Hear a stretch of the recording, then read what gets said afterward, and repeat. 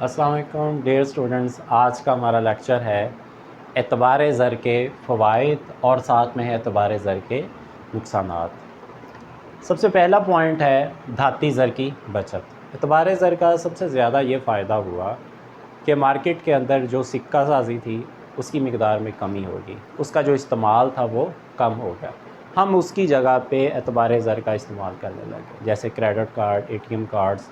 इनको जब हम यूटिलाइज़ करते हैं तो आपके जो पैसों की फॉर्म में जो अदायगी होती है, जैसे 50 रुपये, आप कह सकते हैं 56 रुपये हैं, 1 रुपया या 5 रुपये, इस तरह से उनके अंदर जो 1 रुपया या 5 रुपये, 2 रुपये, तो ये सारी जो कैलकुलेशन जो सिक्कों की फॉर्म में पहले होती थी, अब जब हम एतबार ज़र का इस्तेमाल करते हैं तो उसके ज़रिए हम जस्ट डिजिट जो होते हैं वो ट्रांसफ़र हो जाती हैं आपके पास।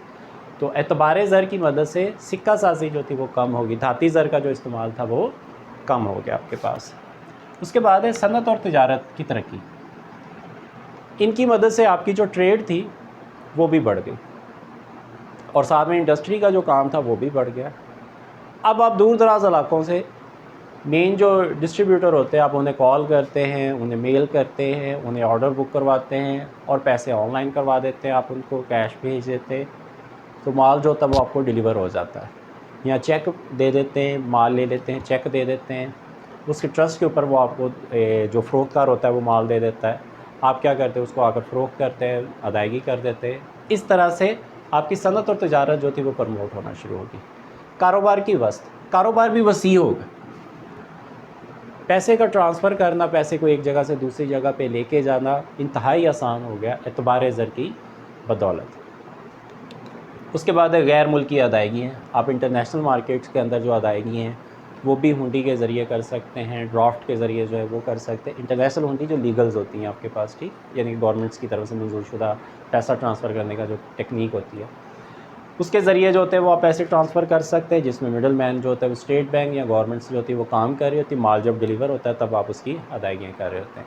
तो इसका मतलब गैर मुल्की अदायगियों को करते हुए भी आसानी होगी आपके पास। उसके बाद है बचत की आदत। फिर हर सारफ को ये होता है कि उसके अकाउंट्स में कुछ ना कुछ पैसे पड़े हों, कुछ ना कुछ उसके पास सेविंग सर्टिफिकेट हों, कुछ ना कुछ उसके पास गवर्नमेंट सिक्योरिटीज़ हों। उनको ख़रीदने के लिए वो अपने पास पैसे बचाता है। तो इसका मतलब बचत की जो आदत होती है वो बढ़ जाती है। कारोबारी सलाहियतों से इस्तिफ़ादा, बाज़ का ये होता है कि आपके पास जो होता है वो पैसे नहीं होते, लेकिन आप काम करना चाहते हैं, तो आप क्या करते हैं, ज़र एतबार का इस्तेमाल करते हैं, क्रेडिट कार्ड का इस्तेमाल करते हैं, चेक का इस्तेमाल करते हैं। तो गारंटी के तौर पर उनको यूटिलाइज़ करते हैं और फिर मटेरियल ख़रीदते हैं, जो भी प्रोडक्ट होती है अपना बिज़नेस रनिंग फॉर्म में लेके आते हैं, तो जो होता है वो कारोबार जो होता है वसी होना शुरू हो जाता है। कीमतों में इस्तेहकाम, इससे ये फ़ायदा हो जाता है कि ज़र नहीं जारी होता मार्केट में। हम पढ़ते हैं कानून नज़रिया मिकदार ज़र के अंदर कि जब ज़र की मिकदार में इजाफ़ा होता है तो कीमतों में इजाफ़ा हो जाता है। तो एतबार ज़र की बदौलत नया ज़र जो होता है मार्केट में कम आता है। पैसे की सर्कुलेशन तो होती है, लेकिन नया ज़र जो होता है मार्केट में कम आता है, जिसकी वजह से कीमतें भी मुस्तहकम रहती हैं। और उसके बाद है हुकूमत को कर्ज़े की सहूलत। गवर्नमेंट्स को जब भी कर्ज़े की ज़रूरत होती है वो फालतों के ज़रिए